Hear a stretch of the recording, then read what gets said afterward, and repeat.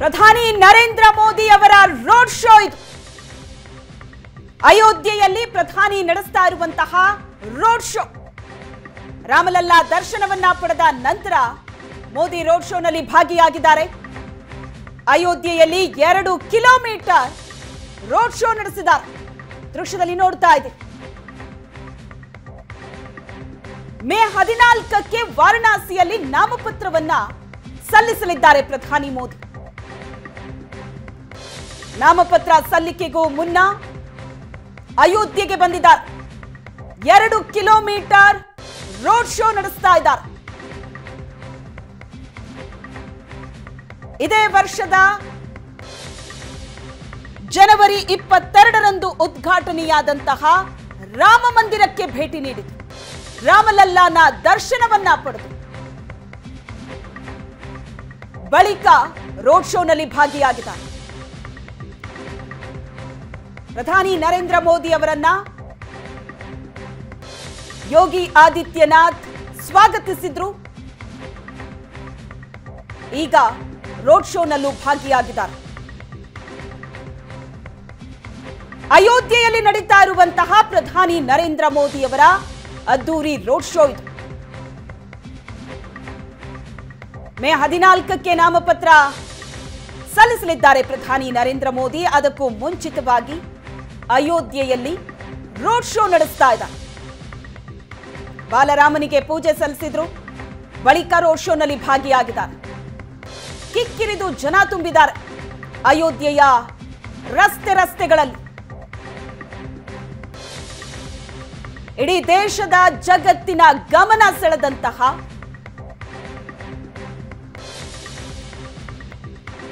ಕೋಟ್ಯಾಂತರ ಭಾರತೀಯರ ಆಸೆಯಂತೆ ರಾಮ ಮಂದಿರ ಅಯೋಧ್ಯೆಯಲ್ಲಿ ಇದೇ ವರ್ಷ ಜನವರಿ 22ರಂದು ಲೋಕಾರ್ಪಣೆಯಾಯಿತು. ಅದೇ ಅಯೋಧ್ಯೆಯ ನೆಲದಲ್ಲಿ ಪ್ರಧಾನಿ ನರೇಂದ್ರ ಮೋದಿ ಅವರ ರೋಡ್ ಶೋ.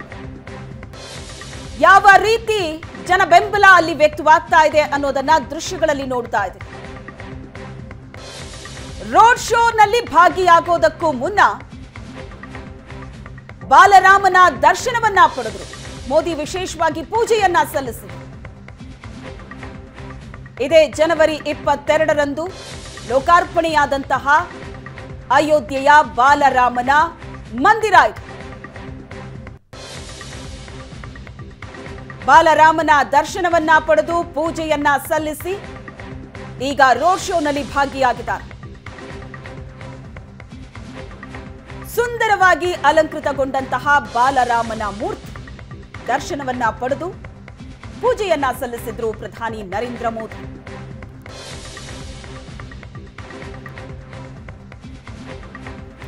ಈಗ ರೋಡ್ ಶೋನಲ್ಲಿ ಭಾಗಿಯಾಗಿದ್ದಾರೆ.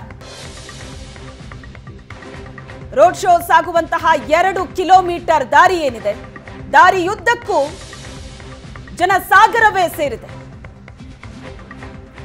ಕಲಾ ತಂಡಗಳು ಇನ್ನಷ್ಟು ಮೆರುಗನ್ನ ನೀಡ್ತಾ ಇದೆ ಈ ರೋಡ್ ಶೋಗೆ. ಪ್ರಧಾನಿ ನರೇಂದ್ರ ಮೋದಿ ಅವರಿಗೆ ಅಯೋಧ್ಯೆಯ ನೆಲದಲ್ಲಿ ಭರ್ಜರಿ ಸ್ವಾಗತ ಸಿಕ್ಕಿದೆ. ದೀಪಾಲಂಕಾರದಿಂದ ಅಯೋಧ್ಯೆಯ ರಸ್ತೆ ಕಂಗೊಳಿಸ್ತಾ ಇದೆ. ಎಲ್ಲಿ ನೋಡಿದ್ರು ಕೇಸರಿ ಬಣ್ಣ ರಾರಾಜಿಸ್ತಾ ಇದೆ.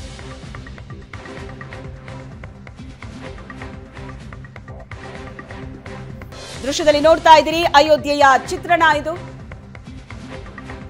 ವಿವಿಧ ಕಲಾ ತಂಡಗಳು ಭಾಗಿಯಾಗಿದೆ ಈ ರೋಡ್ ಶೋನಲ್ಲಿ. ಅಯೋಧ್ಯೆಯ ನೆಲದಲ್ಲಿ ಇನ್ನಷ್ಟು ಮೆರುಗನ್ನ ನೀಡ್ತಾ ಇದೆ ಈ ರೋಡ್ ಶೋ. ಈ ಬಗ್ಗೆ ಹೆಚ್ಚಿನ ಡೀಟೇಲ್ಸ್ ಅನ್ನ ಕೊಡ್ತಾರೆ ನಮ್ಮ ಪ್ರತಿನಿಧಿ ಶಶಿಶೇಖರ್ ಸಂಪರ್ಕದಲ್ಲಿದ್ದಾರೆ. ಶಶಿಶೇಖರ್, ಅಯೋಧ್ಯೆಯ ನೆಲದಲ್ಲಿ ಪ್ರಧಾನಿ ನರೇಂದ್ರ ಮೋದಿ ಅವರು ನಡೆಸ್ತಾ ಇರುವಂತಹ ರೋಡ್ ಶೋ ಇದು ಬಹಳ ಪ್ರಮುಖವಾದಂತಹ ರೋಡ್ ಶೋ ಆಗತ್ತೆ. ಯಾಕಂದ್ರೆ ಇದೇ ವರ್ಷ ಅಲ್ಲಿ ಅಯೋಧ್ಯೆಯ ನೆಲದಲ್ಲಿ ರಾಮ ಮಂದಿರ ಉದ್ಘಾಟನೆಯಾಯಿತು. ರಾಮ ಮಂದಿರ ಉದ್ಘಾಟನೆಯ ನಂತರ ರೋಡ್ ಶೋನಲ್ಲಿ ಭಾಗಿಯಾಗ್ತಾ ಇರೋದು ಪ್ರಧಾನಿ ನರೇಂದ್ರ ಮೋದಿ ಇದೇ ಮೊದಲು. ಹಾಗಾಗಿ ಅಯೋಧ್ಯೆ ಜನ ಕೂಡ ಬಹಳ ಅದ್ದೂರಿಯಾಗಿ ಸ್ವಾಗತವನ್ನ ಕೋರಿದ್ದಾರೆ. ರಾಜಕೀಯವಾದಂತಹ ಲೆಕ್ಕಾಚಾರಗಳೇನೇನಿದೆ?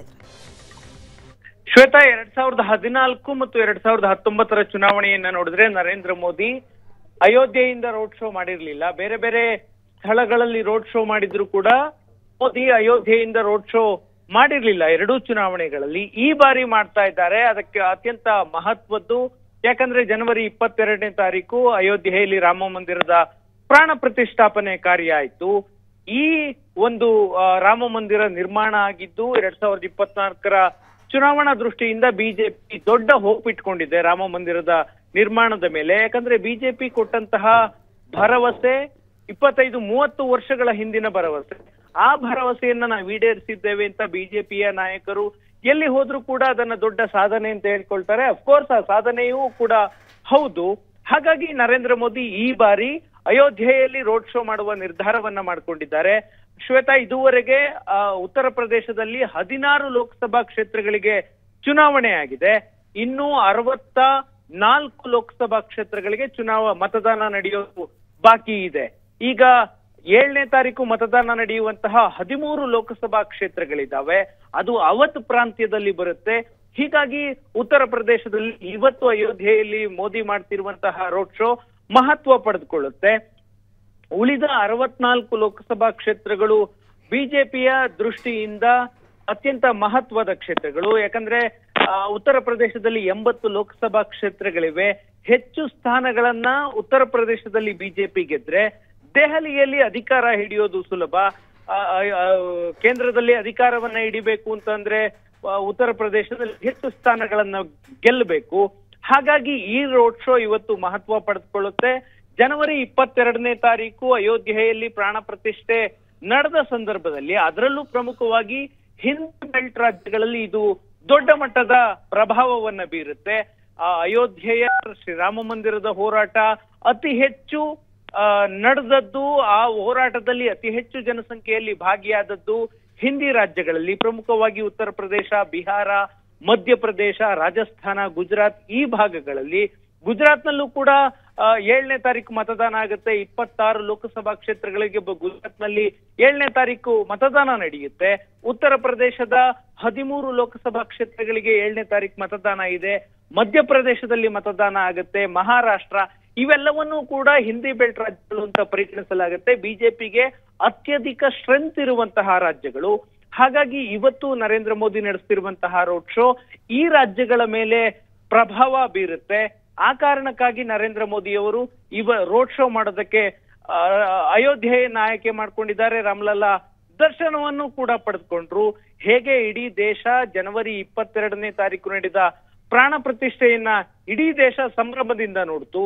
ನೀವು ಆ ಒಂದು ಸಂದರ್ಭಕ್ಕಾಗಿ ಇಡೀ ದೇಶವೇ ಕಾಯ್ತಿತ್ತೇನೋ ಅನ್ನುವ ರೀತಿಯಲ್ಲಿ ದೇಶಾದ್ಯಂತ ಸಂಭ್ರಮಗಳು ಕಾಣಿಸ್ಕೊಂಡ್ವು.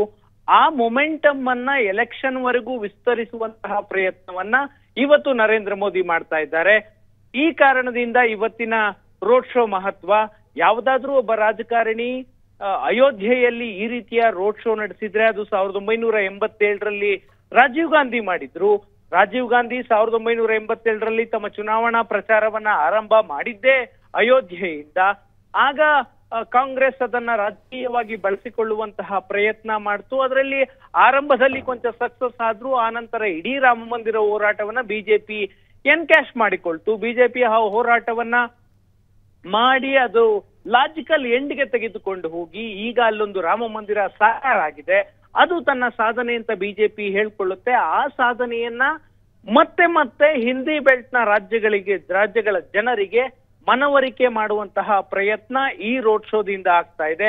ಕರ್ನಾಟಕದ 14 ಲೋಕಸಭಾ ಕ್ಷೇತ್ರಗಳಲ್ಲೂ ಕೂಡ 7ನೇ ತಾರೀಕು ಮತದಾನ ಆಗುತ್ತೆ. ಈ ರೋಡ್ ಶೋ ಆ ದೃಷ್ಟಿಯಿಂದ ಹಿಂದೂ ಮತಗಳನ್ನ ಕ್ರೋಢೀಕರಿಸುವ ದೃಷ್ಟಿಕೋನದಿಂದ ನೋಡಿದ್ರೆ ಅತ್ಯಂತ ಮಹತ್ವದ್ದಾಗತ್ತೆ. ಜೊತೆಗೆ ಇತ್ತೀಚೆಗಷ್ಟೇ ಪ್ರಿಯಾಂಕಾ ಗಾಂಧಿ ಮತ್ತೆ ರಾಹುಲ್ ಗಾಂಧಿ ರಾಮ ಮಂದಿರದ ದರ್ಶನಕ್ಕೆ ಬರ್ತಾರೆ, ರಾಮ್ಲಲ್ಲಾ ದರ್ಶನವನ್ನ ಪಡಿತಾರೆ ಅನ್ನುವ ಸುದ್ದಿಯಾಗಿತ್ತು. ಮೊನ್ನೆ ಅವ್ರ ನಾಮಪತ್ರ ಸಲ್ಲಿಕೆಗೆ ಅಮೇಥಿ ಮತ್ತು ರಾಯ್ಬರೇಲಿಗೆ ಹೋಗುವಂತಹ ಸಂದರ್ಭದಲ್ಲಿ. ಆದ್ರೆ ರಾಹುಲ್ ಗಾಂಧಿ ಆಗ್ಲಿ ಅಥವಾ ಪ್ರಿಯಾಂಕಾ ಗಾಂಧಿ ಆಗ್ಲಿ ಇಬ್ರು ಕೂಡ ರಾಮಲಲ್ಲಾ ದರ್ಶನಕ್ಕೆ ಬರಲಿಲ್ಲ. ಆ ವಿಷಯವನ್ನು ಇಟ್ಕೊಂಡು ಕೂಡ ನರೇಂದ್ರ ಮೋದಿ ಮತ್ತು ಬಿಜೆಪಿ ನಾಯಕರು ವಾಗ್ದಾಳಿಯನ್ನ ಮಾಡಿದ್ರು. ರಾಮಲಲ್ಲಾ ಪ್ರತಿಷ್ಠಾಪನೆಯ ಆಮಂತ್ರಣಕ್ಕೆ ವಿರೋಧ ಮಾಡಿದಂತಹ ಕಾಂಗ್ರೆಸ್ ಈಗ ದರ್ಶನಕ್ಕೆ ಬರ್ತಾರೆ ಅನ್ನುವಂತಹ ವಿರೋಧದ ಮಾತುಗಳನ್ನ ಆಡಿದ್ರು. ಈ ಎಲ್ಲ ಚರ್ಚೆ ಹುಟ್ಟುಕೊಂಡ ನಂತರ ರಾಹುಲ್ ಬರ್ಲಿಲ್ಲ, ಪ್ರಿಯಾಂಕಾ ಬರ್ಲಿಲ್ಲ.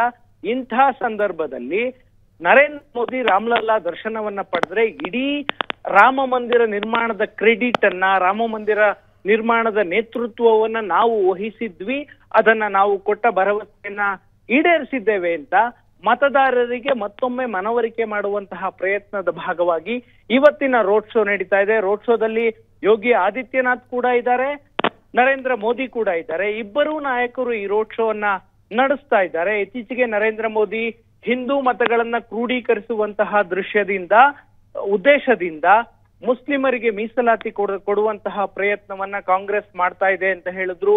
ಸಂಪತ್ತಿನ ಮರು ಹಂಚಿಕೆ ಮಾಡ್ತಾರೆ, ಹಿಂದೂಗಳ ಆಸ್ತಿಯನ್ನ ಹಂಚಿ ಮುಸ್ಲಿಮರಿಗೆ ಕೊಡುವಂತಹ ಪ್ರಯತ್ನ ಆಗ್ತಾ ಇದೆ ಅಂತ ಹೇಳಿಕೆಯನ್ನ ಕೊಟ್ರು. ಈ ಎಲ್ಲ ಹೇಳಿಕೆಗಳು ಕೂಡ ಹಿಂದೂ ಮತಗಳನ್ನ ಕ್ರೋಢೀಕರಿಸುವಂತಹ ದೃಷ್ಟಿಯಲ್ಲಿ ಮಹತ್ವ ಪಡೆದುಕೊಂಡಿದ್ದು, ಅದರ ಮುಂದುವರಿದ ಭಾಗವಾಗಿ ಇವತ್ತು ರೋಡ್ ಶೋ ಮಾಡ್ತಾ ಇದ್ದಾರೆ. ನರೇಂದ್ರ ಮೋದಿ ಇದೇ ರೀತಿಯ ರೋಡ್ ಶೋ ಅನ್ನ ವಾರಣಾಸಿಯಲ್ಲೂ ಕೂಡ ಮಾಡೋರಿದ್ದಾರೆ. ವಾರಣಾಸಿಯಲ್ಲಿ ನರೇಂದ್ರ ಮೋದಿ ಮೇ 14ನೇ ತಾರೀಕು ನಾಮಪತ್ರವನ್ನ ಸಲ್ಲಿಕೆ ಮಾಡ್ತಾರೆ. ಮೇ 13ನೇ ತಾರೀಕು ವಾರಣಾಸಿಯಲ್ಲಿ ಒಂದು ದೊಡ್ಡ ರೋಡ್ ಶೋ ಮಾಡ್ತಾರೆ. 2014ರಲ್ಲೂ ಮಾಡಿದ್ರು, 2019ರಲ್ಲೂ ಮಾಡಿದ್ರು. ಆ ರೀತಿಯ ರೋಡ್ ಶೋ ಅಲ್ಲಾಗತ್ತೆ. ಅದಕ್ಕೂ ಮೊದಲು ಇಲ್ಲಿ ರೋಡ್ ಶೋ ಅನ್ನ ಮಾಡ್ಲಾಗ್ತಾ ಇದೆ.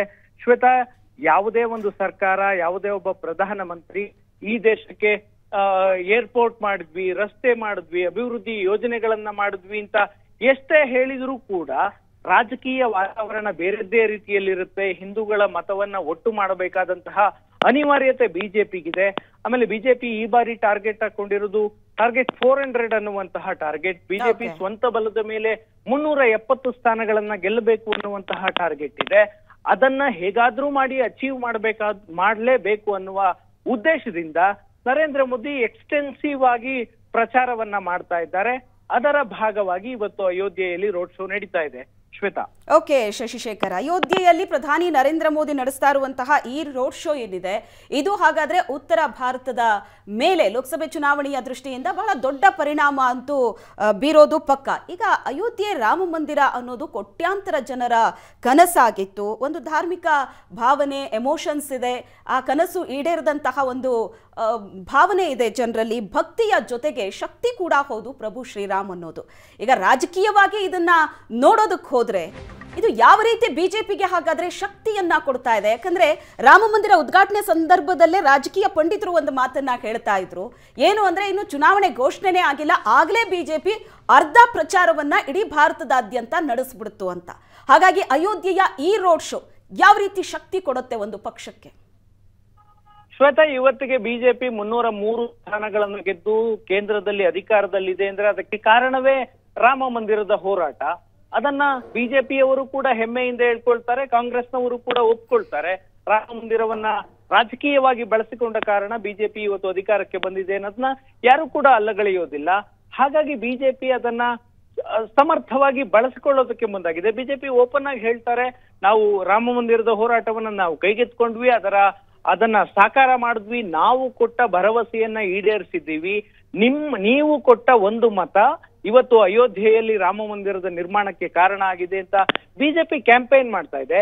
ಹಾಗಾಗಿ ಇದು ಮಹತ್ವವನ್ನ ಪಡೆದುಕೊಳ್ಳುತ್ತೆ. ಮತ್ತೆ ಹಿಂದಿ ಬೆಲ್ಟ್ ನ ರಾಜ್ಯಗಳಲ್ಲಿ ಉದಾಹರಣೆಗೆ ಉತ್ತರ ಪ್ರದೇಶ, ಬಿಹಾರ, ಮಧ್ಯಪ್ರದೇಶ, ರಾಜಸ್ಥಾನ, ಈವನ್ ವೆಸ್ಟ್ ಬೆಂಗಾಲ್, ಮಹಾರಾಷ್ಟ್ರ, ಈ ರಾಜ್ಯಗಳಲ್ಲಿ ಅತಿ ಹೆಚ್ಚು ಲೋಕಸಭಾ ಕ್ಷೇತ್ರಗಳಿದ್ದಾವೆ. ಉದಾಹರಣೆಗೆ ಮಹಾರಾಷ್ಟ್ರದಲ್ಲಿ 48 ಲೋಕಸಭಾ ಕ್ಷೇತ್ರಗಳಿವೆ, ಬಿಹಾರದಲ್ಲಿ 40 ಲೋಕಸಭಾ ಕ್ಷೇತ್ರಗಳಿದ್ದಾವೆ, ಪಶ್ಚಿಮ ಬಂಗಾಳದಲ್ಲಿ 48 ಲೋಕಸಭಾ ಕ್ಷೇತ್ರಗಳಿದ್ದಾವೆ, ಗುಜರಾತ್ನಲ್ಲಿ 26, ರಾಜಸ್ಥಾನದಲ್ಲಿ 25.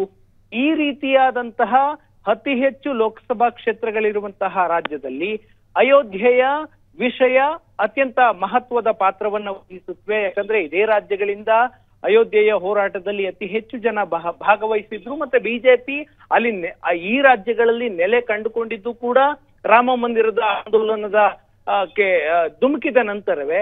ಹಾಗಾಗಿ ಈ ವಿಷಯವನ್ನ ಬಿಜೆಪಿ ರಾಜಕೀಯವಾಗಿ ಈ ಚುನಾವಣೆಯಲ್ಲಿ ಜನರ ಮುಂದೆ ಮತ್ತೊಮ್ಮೆ ಪ್ರಸ್ತುತಪಡಿಸುವಂತಹ ಪ್ರಯತ್ನವನ್ನ ಮಾಡ್ತಾ ಇದೆ. Shweta. Yes, thank you Shashishekhar ನಿಮ್ಮೆಲ್ಲ ಡೀಟೇಲ್ಸ್ಗೆ.